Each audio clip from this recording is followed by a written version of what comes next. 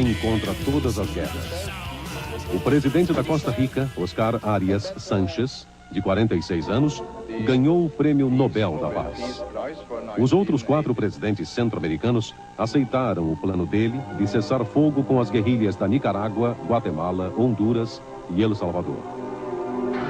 El Salvador e Nicarágua começaram a libertar os presos políticos. O jornal nicaragüense de oposição, La Prensa, voltou a circular e o presidente Daniel Ortega abriu o diálogo com os rebeldes depois do presidente Reagan adiar um novo pedido de ajuda ao Congresso. Foi o primeiro sinal de luz no túnel de uma crise que deixou mais de 100 mil mortos. Ao receber o Nobel da Paz, Arias, presidente de um país sem exército, disse: "É o dia mais feliz da minha vida."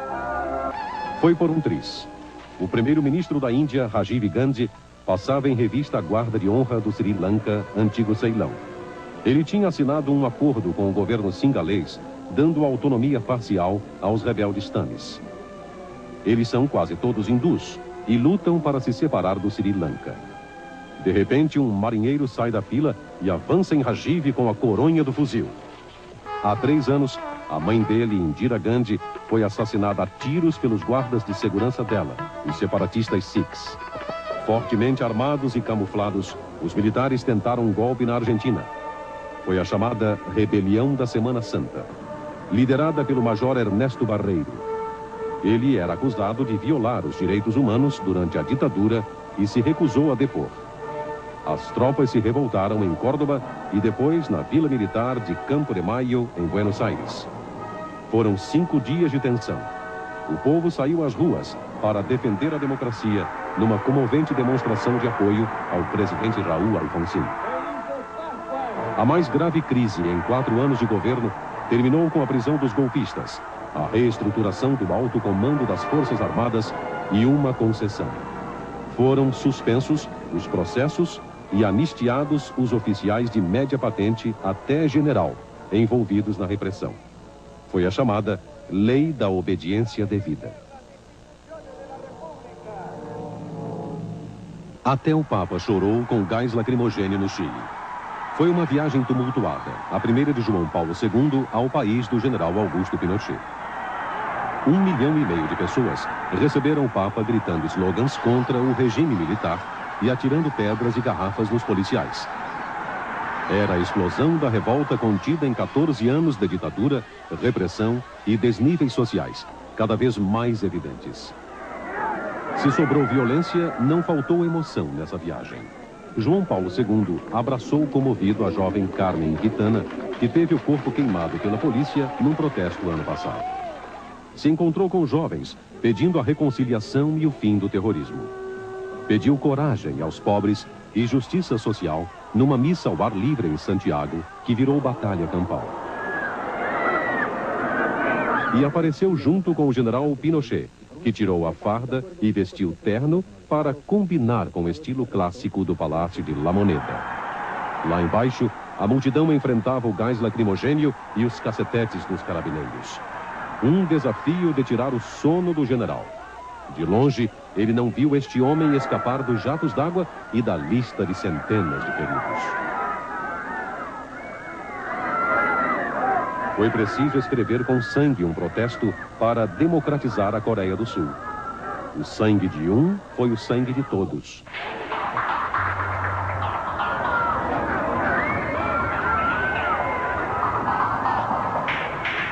Donas de casa, funcionários públicos, sacerdotes, freiras e monges, e milhares de estudantes. Foram eles, os estudantes, com bombas incendiárias e golpes de luta marcial, os responsáveis pela grande virada da ditadura. Obrigaram o presidente Chun Doo-hwan, um general golpista, a convocar as primeiras eleições diretas em 16 anos. Dia 16 de dezembro. O povo fez fila pacificamente para votar. Roh Tae-woo, sob acusação de fraude, derrotou o carismático Kim Dae-jung, um líder de esquerda mal visto pelos militares. Os estudantes voltaram às ruas, prometendo não dar trégua ao novo governo. A rica e conturbada Coreia do Sul entra mais uma vez em ebulição. Era só mais um Silva que a estrela não brilha. Ele era funkeiro, mas era você sabe, a gente sabe que a Constituinte tem se revelado uma decepção para o povo brasileiro. Não precisa nem pesquisa, é o que a gente escuta falar na rua, o que a gente lê nos jornais e vê na televisão. Para você, como é que tem sido esses primeiros tempos? Tem sido uma decepção ou não?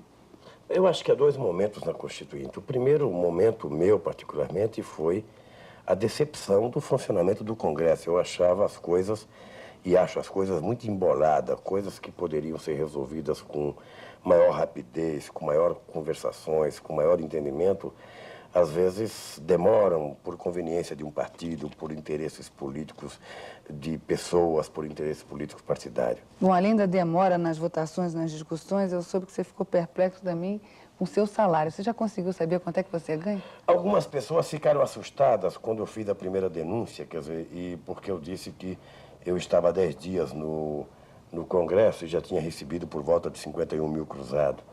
E o que aconteceu de verdade é que eu fiquei perplexo porque eu estava há 26 anos trabalhando em indústria, acostumado a primeiro trabalhar um mês para depois receber aquele mês que eu tinha trabalhado. E na Câmara houve um pagamento adiantado. Então eu fiquei perplexo. E eu acho que qualquer pessoa que veio do meio em que eu vim ficaria perplexo. A segunda é que eu acho que há uma sacanagem muito grande com o salário do parlamentar. Porque eu disse outro dia num programa de televisão, não é que o salário do parlamentar é muito para a maioria dos parlamentares que estão aí. Ele é muito para mim. Para o Lula, que saiu de São Bernardo do Campo, recebendo em dezembro 9.600 cruzados, passar a ganhar 50, 60, seu salário 70 continuava a ser pago pela companhia? Pelo sindicato. Pelo sindicato? Quer dizer, então sair de 9 mil cruzados e vir para 50, para 60, para 70 é muito. Realmente é muito. Para mim, é o que eu não ganhava o ano inteiro, estou ganhando no mês. Agora, para a grande maioria dos deputados, não é muito, porque uma grande maioria é representante de empresário, é representante de latifundiário, é representante de banqueiro, tem um profissional de classe média, sabe, que ganhava também um salário razoável, quem sabe por volta de 30, 40 mil cruzados, então está mais ou menos igual. Agora, o que eu acho hipócrita, o que eu acho imoral no salário do parlamentar, é que um parlamentar que ganha hoje, o salário de hoje, que eu recebi esse mês, todo o total que eu recebi, 71 mil cruzados, eu pago imposto de renda igual um trabalhador que ganha 7 mil cruzados por mês na fábrica, porque é descontado na fonte. E o salário do deputado, ele é discriminado. Verba de transporte, verba de gabinete, Quer dizer, o que é considerado salário mesmo é muito pouco. O que é considerado salário hoje é por volta de 7.600 cruzados. E o total dá quanto? E eu pago imposto sobre isso. O total, eu acredito que hoje deva dar 71 mil cruzados, fora o auxílio moradia. Então, o que eu penso é que o salário de um deputado deveria, no mínimo, ser coerente e ser determinado um salário fixo. É 50, 50, é 60, é 60, é 70, é 70, mas sobre esse salário, o deputado vai sofrer os mesmos descontos que você sofre.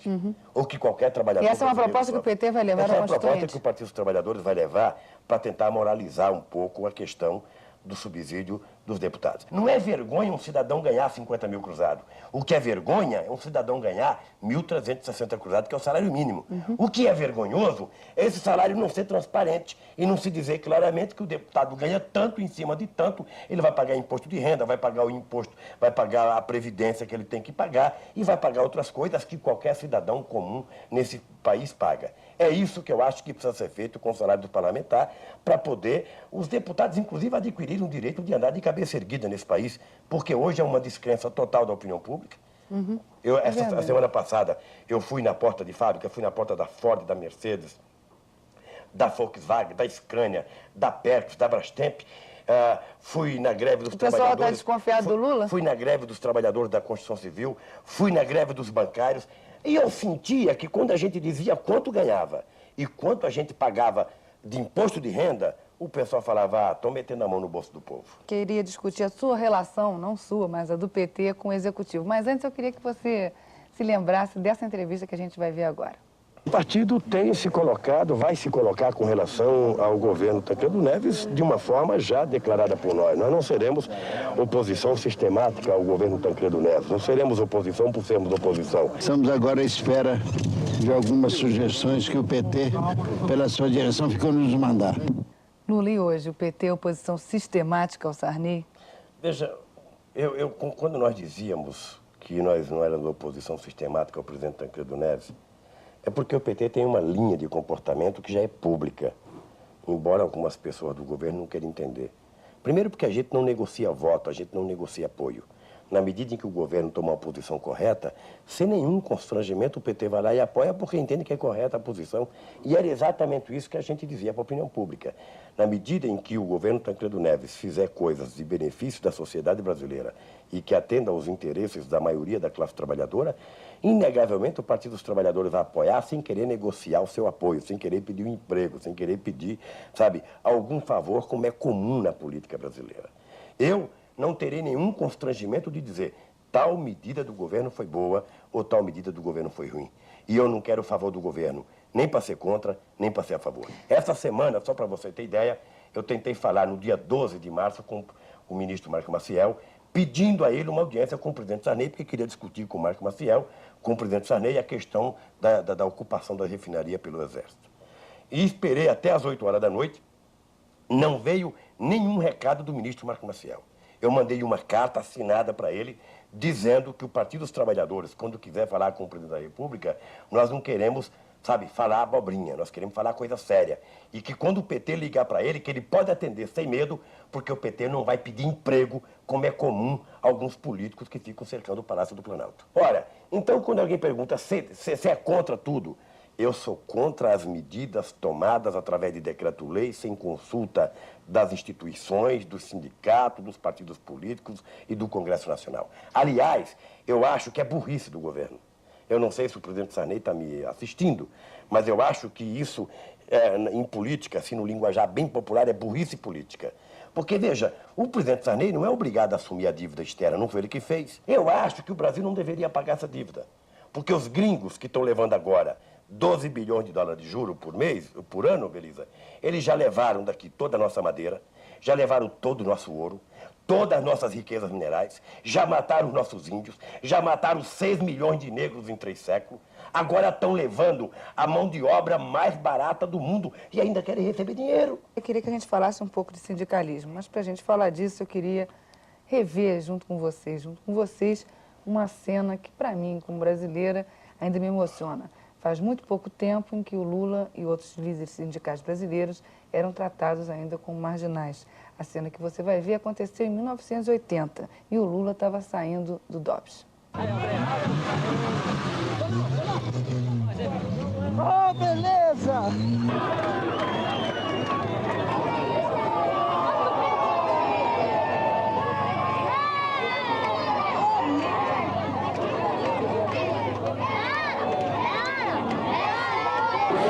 Olha, eu enquanto estiver vivo e enquanto os trabalhadores quiserem, eu serei o comandante da minha categoria.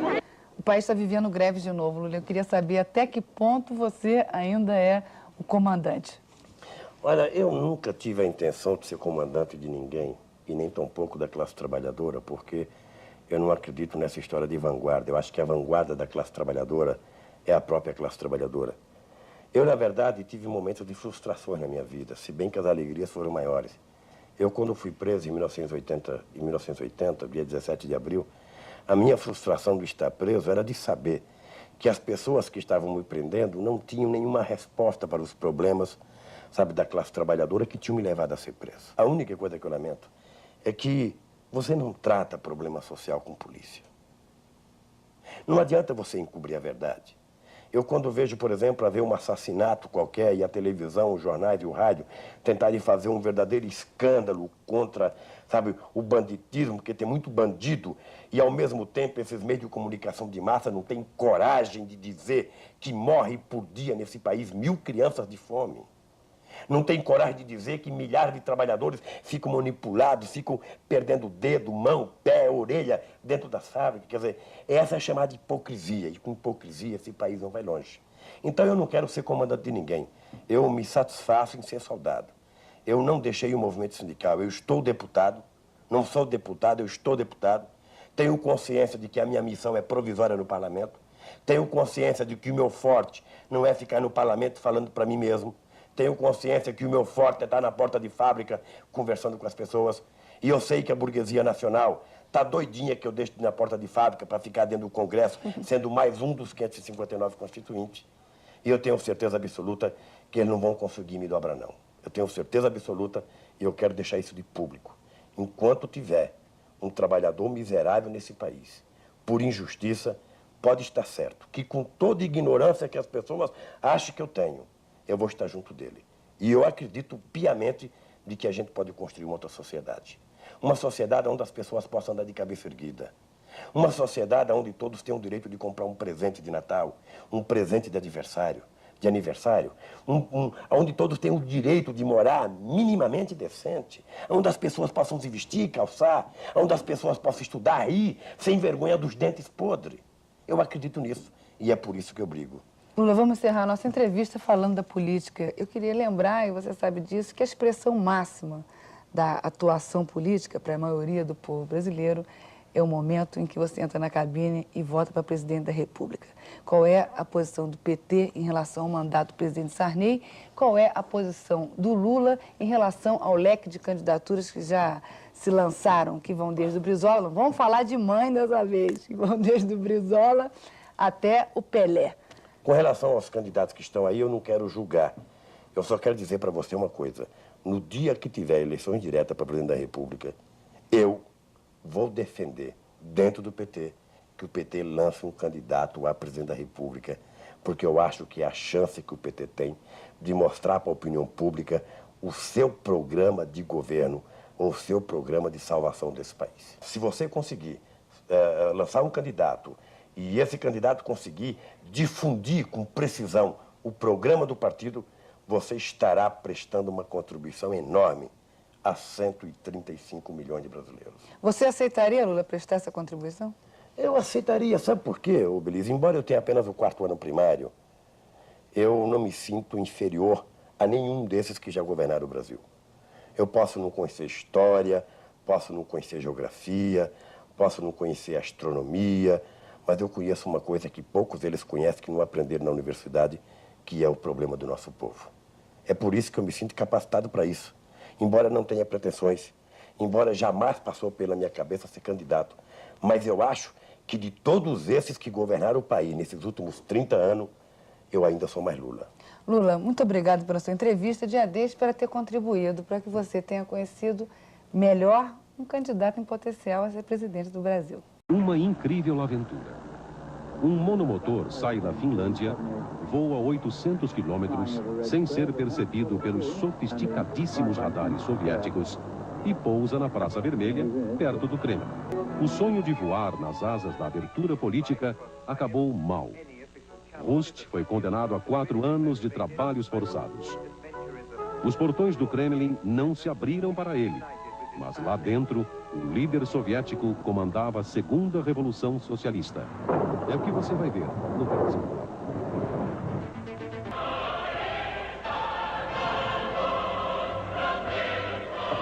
União Soviética, 1987. O ano da Glasnost e da Perestroika. Glasnost, que quer dizer transparência. Perestroika, reestruturação.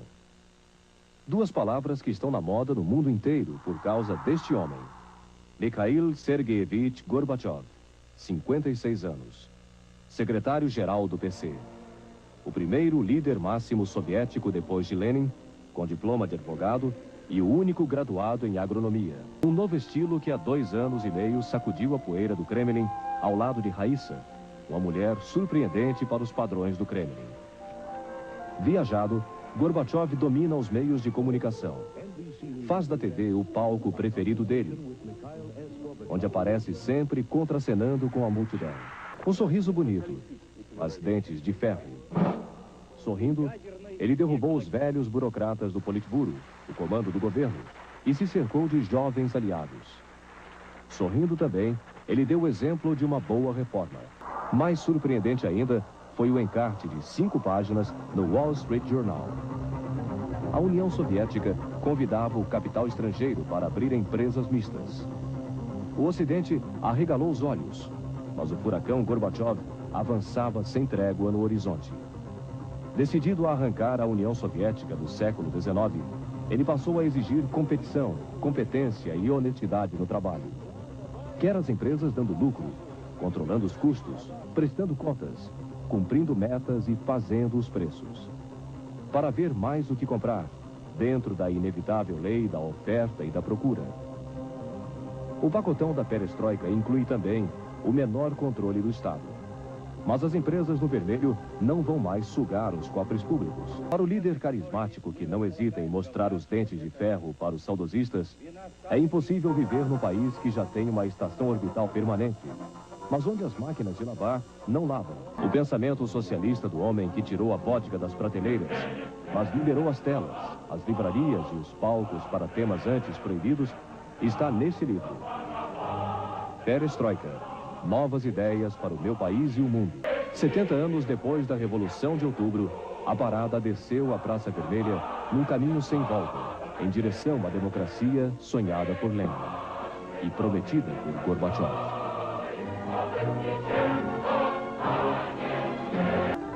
O nome dele é Zhao Ziyang. Aos 68 anos, o homem mais poderoso da China não usa a velha túnica Mao, e sim ternos ocidentais. Também pudera. Preso 2 vezes durante a Revolução Cultural, ele se tornou o símbolo do grande salto para o futuro, iniciado por Deng Xiaoping há 8 anos. Em outubro deste ano, o velho líder de 83 anos cedeu espaço aos mais jovens. Foi no 13º Congresso do PC em Pequim, o primeiro aberto aos jornalistas ocidentais. Deng passou o bastão ao então primeiro-ministro Zhao, o homem do milagre econômico na província de Sichuan, onde adotou princípios capitalistas e criou fama de bom administrador. O desafio da nova China de Zhao foi um dos temas do documentário China, o Império do Centro, exibido pela Rede Manchete no mês passado.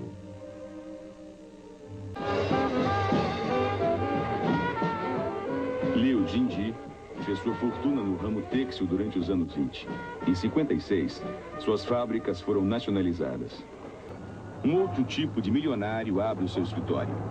Desde 82, a família Gao é dona desta barraca de comida que eles chamam de Fat Shui, literalmente, fique rico. E de fato, eles têm ficado. Num bom dia, chegam a lucrar 1.000 yuans, 15 mil cruzados, o que na China é uma fortuna.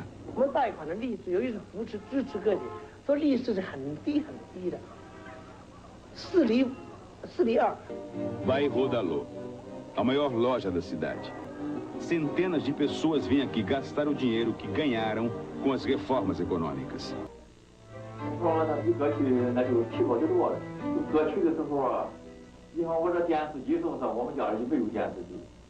I am learning English. I found, especially recently, I found not all are open place to the world. There are more and more countries coming into our China. We have more relationship with other countries. I think the foreign language, especially English, it actually become a universal language. Protect and defend the Constitution of the United States. The Constitution of the United States. So help me God. So help me God.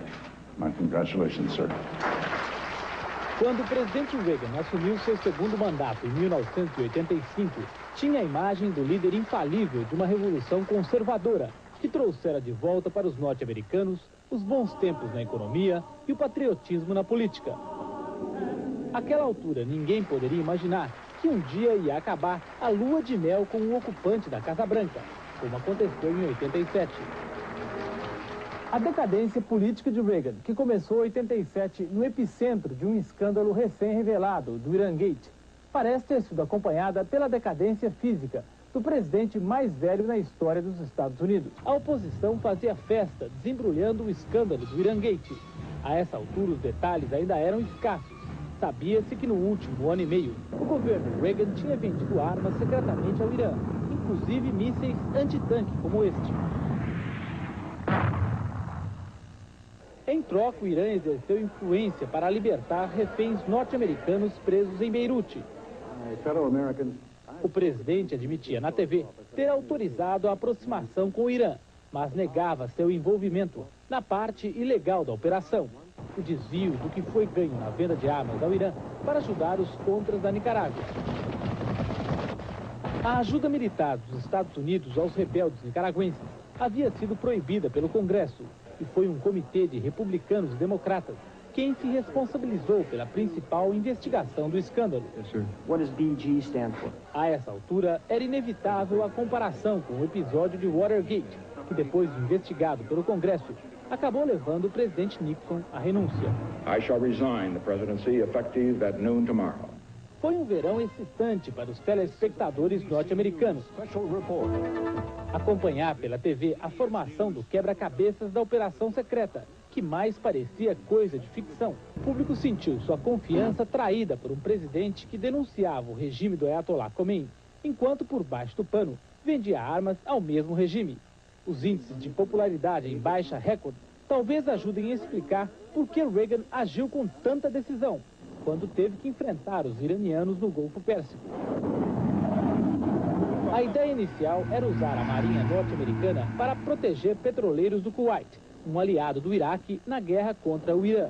Acabou se transformando na maior concentração naval de forças norte-americanas desde a Guerra do Vietnã.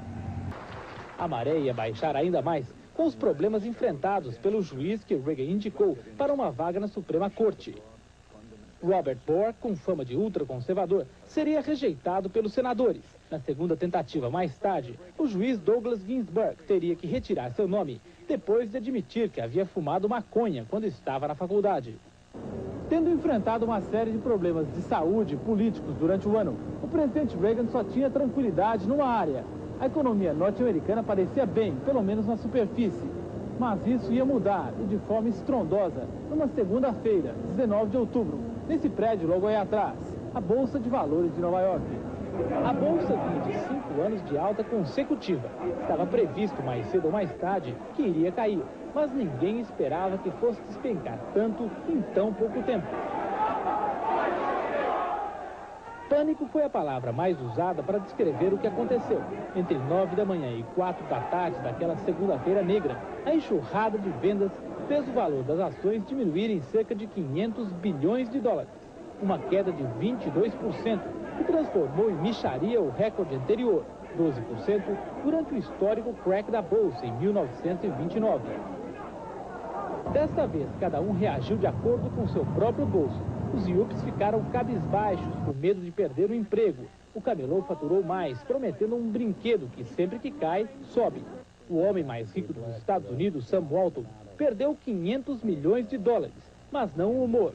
Era tudo papel e continua sendo, reagiu ele. Mas este investidor de Miami, desesperado, fulminou seu corretor a bala e cometeu suicídio. Na caça aos culpados pela explosão que chacoalhou esta rua, analistas acharam impressões digitais que conduziam a este endereço em Washington. Prova o déficit orçamentário do governo, um dos motivos da incerteza dos investidores. O presidente Reagan, alegam eles, fez a festa com dinheiro emprestado de estrangeiros, gastando até o ano passado 220 bilhões de dólares a mais do que arrecadou, 2 vezes a dívida externa brasileira. O aliado veio do céu, num avião da Aeroflot. O líder soviético Mikhail Gorbachev desembarcou em Washington no início de dezembro. Veio para seu terceiro encontro com o presidente Reagan, em meio a um dos mais rígidos esquemas de segurança na história da capital norte-americana. Numa imagem até há pouco tempo impensável, Reagan e Gorbachev caminharam juntos por um tapete vermelho no interior da Casa Branca, para assinar o primeiro tratado nuclear em que as superpotências concordam na redução de seus arsenais, eliminando os mísseis de médio alcance que mantém na Europa. Era um momento que o mundo esperava há várias décadas.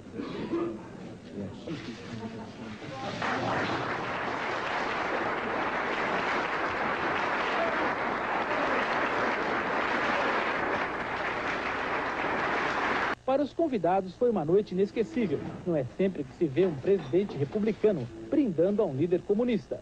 Gorbachev estava muito à vontade, tanto que após o jantar cantou descontraidamente durante o show do pianista Van Cliburn, o videoclipe do ano para a TV norte-americana.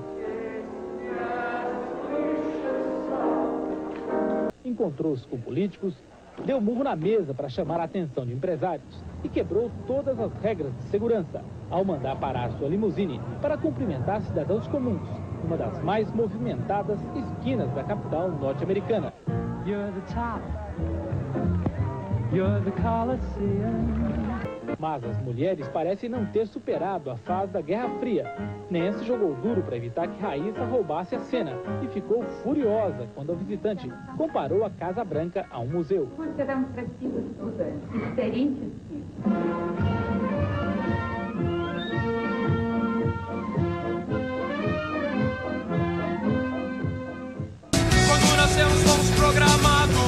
pra receber de vocês.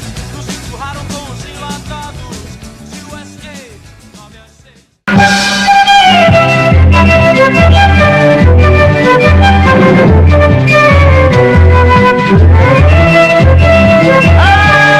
Alto da Compadecida! O julgamento de alguns canalhas, entre os quais um sacristão, um padre e um bispo, para exercício da moralidade. Alto da Compadecida!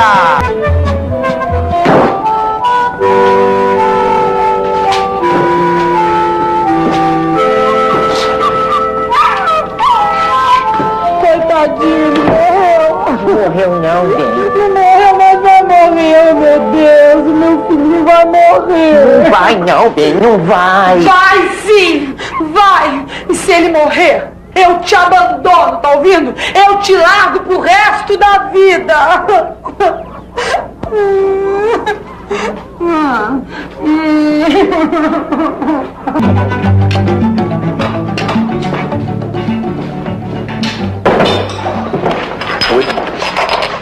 Tenho que fazer os preparativos na sacristia.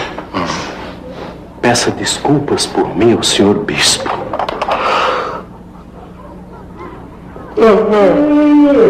Padre João!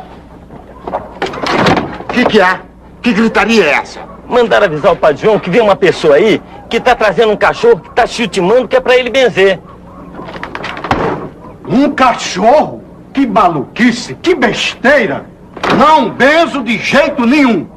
É, Chico, uma coisa é você benzer o motor novo do Major Antônio Moraes, outra coisa é benzer o cachorro do Major Antônio Moraes. Vamos embora antes que o Padre João se aborreça. Vamos embora! Como? Sanganada, João! Falei por falar. Também vocês não tinham dito de quem era o cachorro. Quer dizer que benze, né?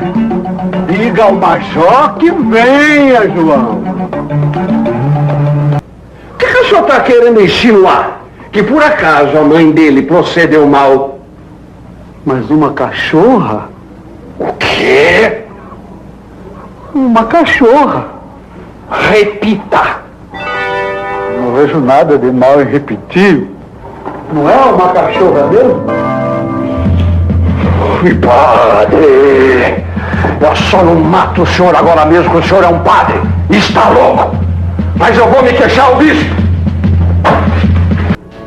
Ouça, meu filho. Vá aprendendo. Um bom bispo tem que inspecionar e saber administrar sua diocese. Neste caso, por exemplo, não posso desprestigiar a igreja que o padre, afinal de contas, representa na paróquia.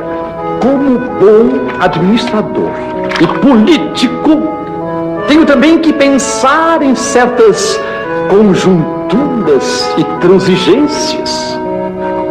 Não posso esquecer que Antônio Moraes é dono de todas as minas da região e, portanto, um homem poderoso. Vá aprendendo, meu filho. Quem sabe um dia o senhor chega a bispo. Severino de Aracaju é homem de paz e religião. Mas se não abrir, eu toco fogo na porta. Fogo? E o pecado fica para o senhor. Chega! Agora vamos sair daqui. Porque Severino de Aracaju não mata ninguém dentro da igreja. Ele é louco! Ele é louco! Vamos, seu bispo. Seja homem. Sustenta as pernas, seu bispo. Vá, vá, vá, ó. Ai, cuidado, cuidado.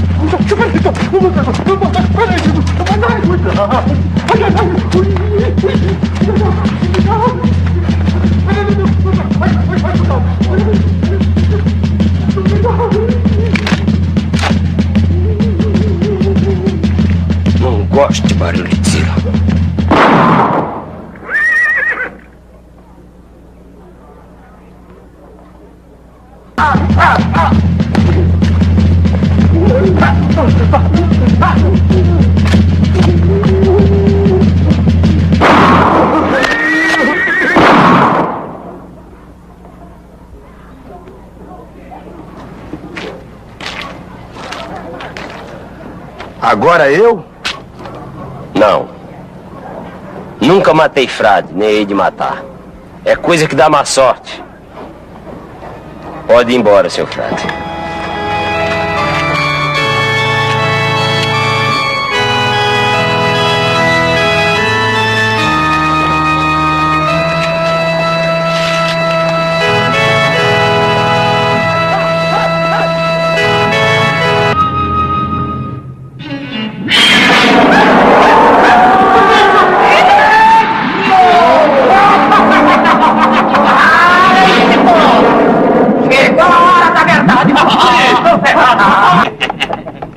Vai. Leva todo mundo pra dentro! Vai! Para com essa barulheira! Para com essa molecagem aqui! É assim, né? É assim, sim. Assim como? É assim, é mandar o mundo pra dentro, vai entrando? Que diabo de tribunal é esse que não tem apelação? O senhor é um capeta, pergunta. Sou! E você vai pro inferno! Ah, sai daí, pai da mentira! Eu sempre ouvi dizer que a pessoa para ser condenada tem que ser ouvida. Eu também! É isso aí. Que diabo de tribunal é esse que não tem apelação? Boa, João Grilo! Boa, João Grilo! Eu quero ser julgado pelo meu Senhor Jesus Cristo, antes de ser entregue ao diabo.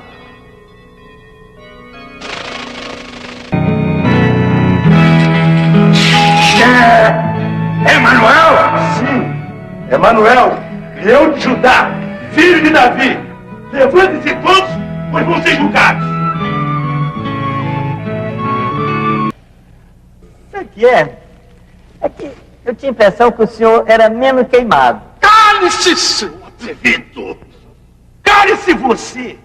Quem é você para estar repreendendo os outros?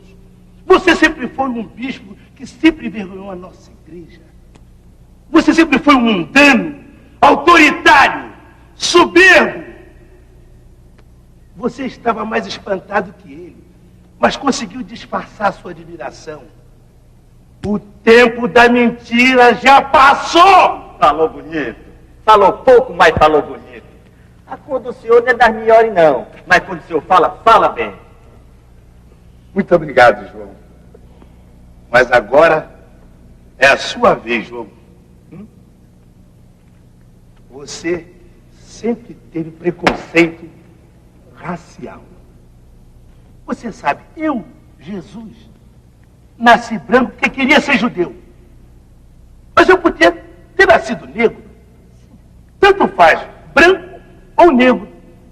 Ou você pensa que eu sou americano para ter preconceito de raça? Eu, de minha parte, nunca tive preconceito de raça.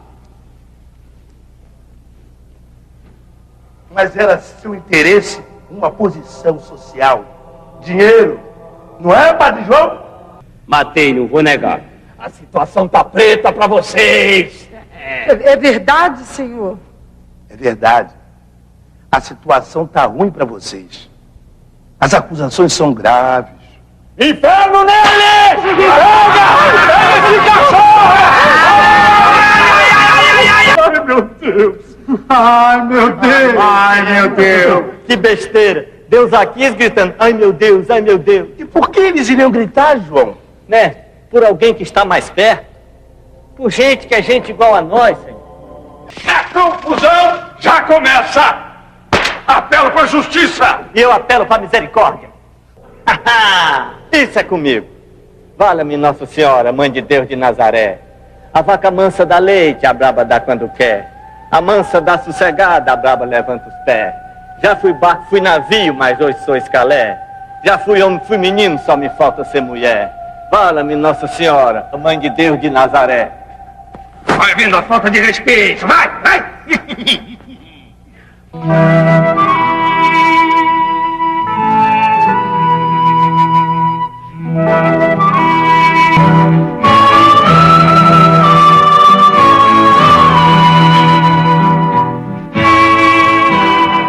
Compadecida. Mulher em tudo se mete. Vai lá, pra lá, cachorro doido. coisice, amigo, que ela faz para salvar todo mundo. Acaba se moralizando tudo. As acusações são graves. Seu filho mesmo disse que nunca viu tanta coisa ruim junta. Ouvi as acusações. Intercedo por esses pobres que não tem ninguém por eles, meu filho. Não os condene. Alego isso em favor dos dois. Está recebida a alegação. Quanto a Severino e o cabra dele? Quanto a esses, deixa comigo. Estão todos salvos. É um absurdo! É um absurdo! Contra o qual? Contra o qual eu já sei que você protesta! Mas eu não recebo o seu protesto! Você não sabe nada dos planos de Deus! Severino e seu cabra foram meros instrumentos da cólera de meu pai. Eu estou, como sempre estive, ao lado dos sacrificados, de pobres e da libertação.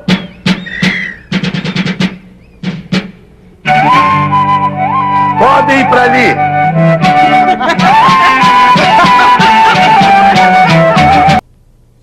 Sim.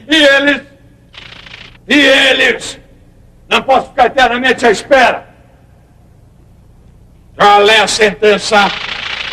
Um momento, meu filho. Não se esqueça de que o frade, você mesmo, absolveu a todos condicionalmente e rezou por eles em seus últimos instantes. Está bem. Vou proferir a sentença. Um momentinho, senhor. Aqueles últimos 5 lugares do purgatório ainda estão vagos? Estão. O senhor aproveita e bota esses 5 camaradas lá. É uma boa solução. Dá para pagarem muito o que fizeram e assegura sua salvação. Faça isso, aproveita para descontentar esse cara que é pior do que carne de cobra.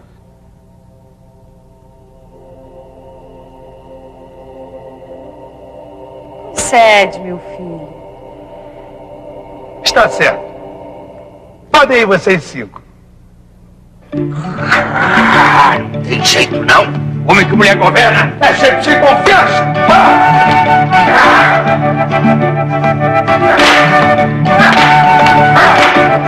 João, vem cá. Agora somos nós. Por que sugeriu o negócio para os outros e ficou de fora? Porque, modéstia à parte, eu acho que meu caso é salvação direta.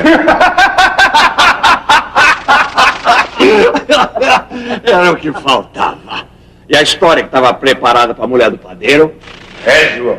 Aquilo foi grave. Senhor, o senhor vai dar ouvido a esse sujeito me desgastando pro resto da vida? Valha-me Nossa Senhora, Mãe de Deus de Nazaré. Já fui homem, fui menino. Só lhe falta ser mulher. Já sei, João. Vou ver o que posso fazer. João foi um pobre como nós, meu filho. Teve de suportar as maiores dificuldades numa terra pobre como a nossa. Não condene. O caso é duro. Dê-lhe outra oportunidade. Deixe João voltar para a terra. Vão pensar que é espiritismo. Por uma ressurreição? Você não ressuscitou Lázaro? Está bem. Então está concedido. Pelo amor de Nossa Senhora, hein?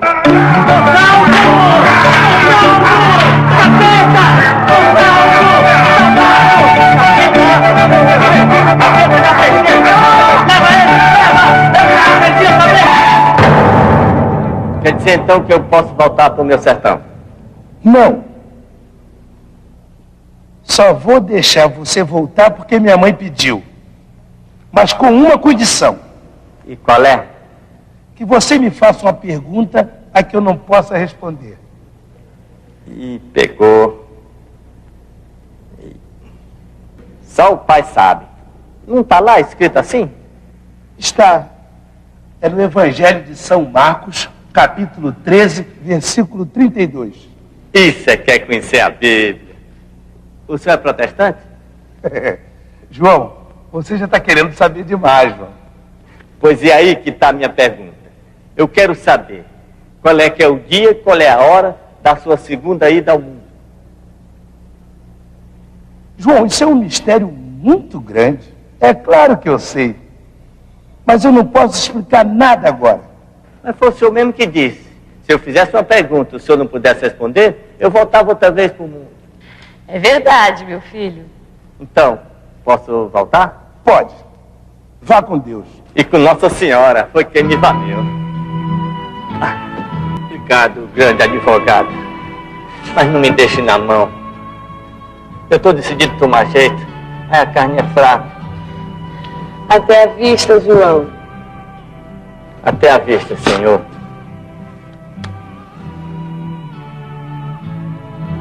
Até a vista, João. João, veja como se porta, hein? Que susto. Pensei que o senhor tinha se arrependido. A cor dessa cidade sou eu. O canto dessa cidade é meu. Porque toco a fé. Eu vou andando a pé pela cidade unida.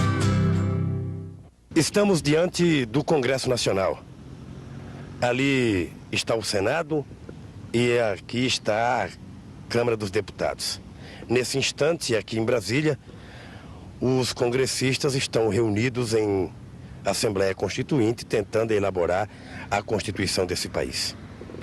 Durante muito tempo, a classe trabalhadora acreditou que, a partir do Congresso Nacional, a classe trabalhadora iria ter uma legislação que lhe beneficiasse, seja na questão do direito do trabalho, seja na questão da reforma agrária, seja na questão da própria sobrevivência da classe trabalhadora.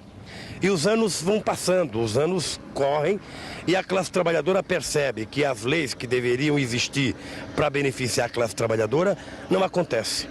Ora, e é preciso a classe trabalhadora começar a aprender e começar a discutir por que aqui, que é uma casa de leis, não se faz leis para beneficiar a classe trabalhadora. Aí a classe trabalhadora tem que descobrir uma coisa mais importante e você, principalmente, precisa começar a matutar por que as coisas não acontecem de acordo com os interesses da classe trabalhadora.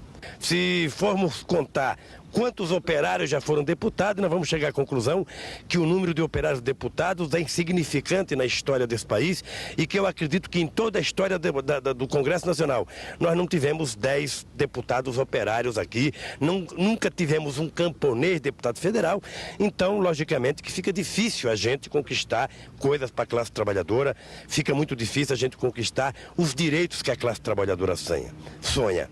É por isso que eu gostaria de convidar os companheiros a conhecerem como é que funciona essa casa por dentro, a conhecerem quem é quem e a ver concretamente por que a classe trabalhadora não tem os direitos que ela tanto sonha. Vamos comigo lá dentro do Congresso para a gente poder presenciar ao vivo por que as coisas são difíceis para a classe trabalhadora. Vamos ver o que tem lá dentro.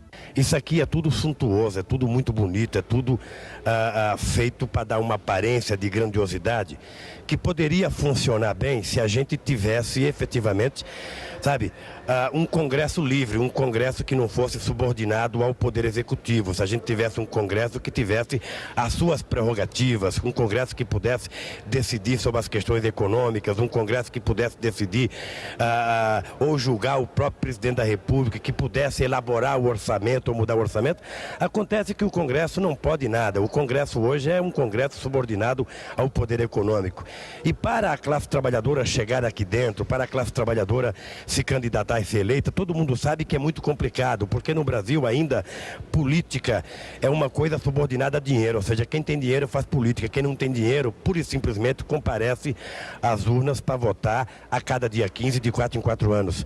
E nós entendemos que é exatamente por isso, exatamente exatamente pelo fato da classe trabalhadora não estar habituada a fazer política, que apenas os ricos estão representados aqui, ou na sua grande maioria, os ricos. Todo mundo sabe que para ser candidato, ou a pessoa é muito conhecida e a pessoa tem algumas entidades que lhe dão sustentação, ou a pessoa tem que ter muito dinheiro. E nessa brincadeira, quem ganha normalmente é quem tem dinheiro, e eu acho que cada companheiro, e principalmente você, está alertado já de que nós não podemos continuar permitindo que o dinheiro seja a razão de se fazer política nesse país. Eu acho que a política ela deve representar os interesses sociais que estão em jogo. E como a classe trabalhadora é maioria, eu penso que um dia, e não está muito longe, que a classe trabalhadora vai ter maioria na Câmara de Vereadores, vai ter maioria no Congresso Nacional, vai ter maioria, sabe, nas prefeituras, nos governos do Estado e vai ter inclusive a presidência da República. Mas eu acho importante a gente continuar conhecendo o Congresso Nacional. Vamos comigo para ver como é que funciona.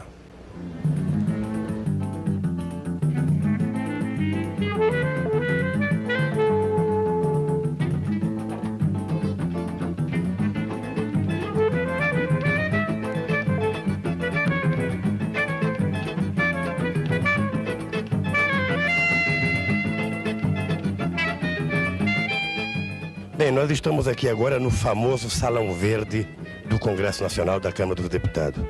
Esse local aqui só pode entrar deputados, convidados, ou seja, isso aqui foi feito para que o povo não possa efetivamente comparecer.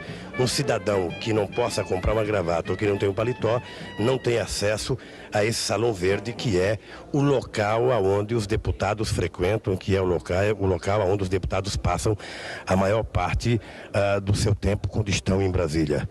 E há uma diferença, inclusive, há o Salão Verde da Câmara dos Deputados, há o Salão Azul do Senado da República, e isso faz com que as pessoas consigam diferenciar o que é cada um dos poderes desse país. Eu diria que esse salão aqui é o chamado, sabe, embora seja suntuoso, embora seja tudo isso que você está vendo, eu acho que isso aqui poderíamos ser chamado do salão da futrica, do salão da fofoca, porque é aqui que correm as grandes fofocas do Congresso Nacional. Bom, aqui é o cafezinho da Câmara. Eu acho que dá para vocês perceberem que é um café comum, igual qualquer café que exista espalhado por esse país. Entretanto, é exatamente aqui que se dá os grandes acordos, os grandes conchavos, é que existe o lobby do poder econômico. É aqui que os empresários trazem deputado para tomar café e para conversar e para tentar convencê-los a votar em teses que interessam ao poder econômico, que interessa à classe patronal. E aqui o que vale é o voto. O voto do Lula, que teve 650 mil votos, vale tanto quanto o voto do deputado que teve, 5 mil votos. Então o que vale aqui é o voto. Agora, o que vale mais do que o voto é a nossa capacidade de pressionar, é a nossa capacidade de exigir, é a nossa capacidade de brigar. E como eu tenho certeza que na sua cabeça está funcionando isso, na sua cabeça está passando a ideia de que é preciso protestar, de que é preciso exigir, de que é preciso brigar, eu faço um convite a você. Não fique de braço cruzado. Porque se ficar de braço cruzado, a Constituição vai retratar apenas os interesses da classe dominante. Vai retratar os interesses dos fazendeiros, dos banqueiros, dos empresários e não da classe trabalhadora. Se nós somos maiorias, e ainda nós somos uma maioria silenciosa, nós precisamos começar a ser uma maioria barulhenta. E essa maioria barulhenta, exige que a gente faça alguns movimentos. Exige que a gente faça os abaixo-assinados que tem que ser feito para mandar os projetos que nos interessam. Exige que a gente ocupe Brasília de vez em quando, que a gente venha nas galerias, que a gente cobre dos deputados. Exige que a gente esteja atento, porque senão as falcatruas acontecerão aos milhares e a classe trabalhadora ficará prejudicada, quem sabe, por 10, 20 ou 30 anos. A oportunidade é essa.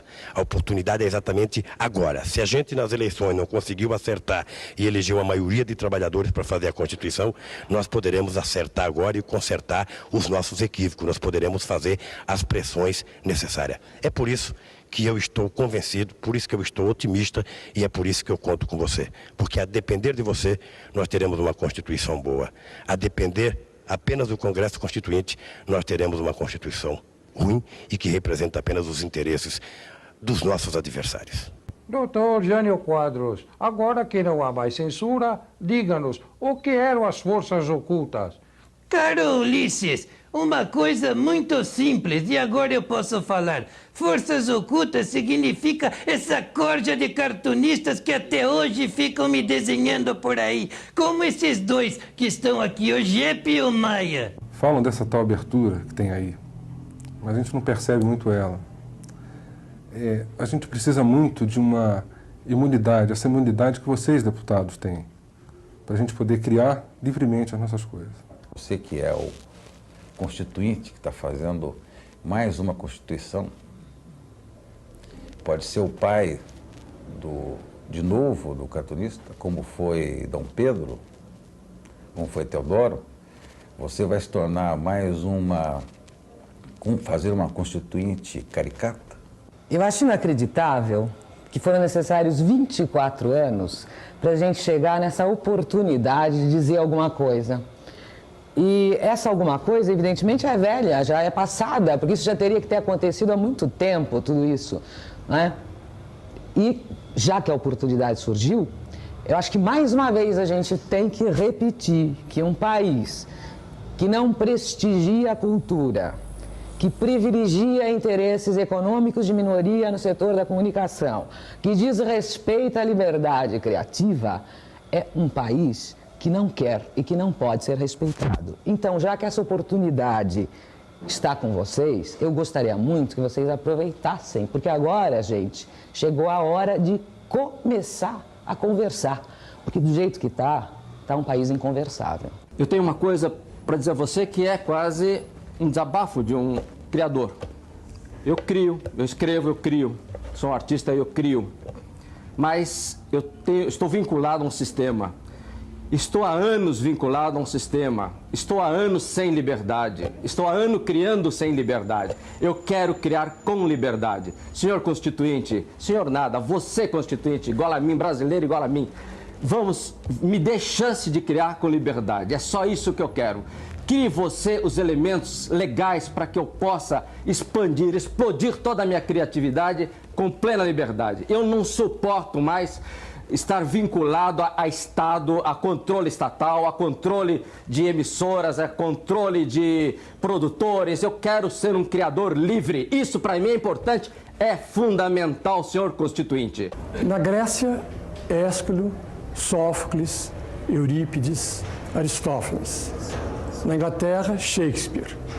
Na França, Corneille, Racine, Molière, Beaumarchais. Na Itália, Maquiavel, Goldoni, Alfieri. Na Espanha, Calderón de la Barca, Cervantes, Lope da Vega. Na Alemanha, Schiller, Goethe. Em Portugal, Gil Vicente, Camões, Garrett, Alexandre Herculano, Camilo Castelo Branco. No Brasil, Castro Alves, Gonçalves Dias, José de Alencar. O que é que todos esses escritores, esses grandes escritores, têm em comum? Um ponto. Todos eles escreveram para o teatro.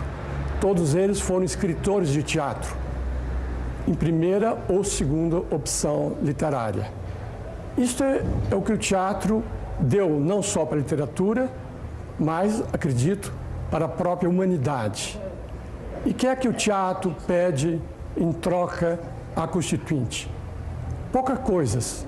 Uma, sobretudo, a plena liberdade de criação e de expressão artística.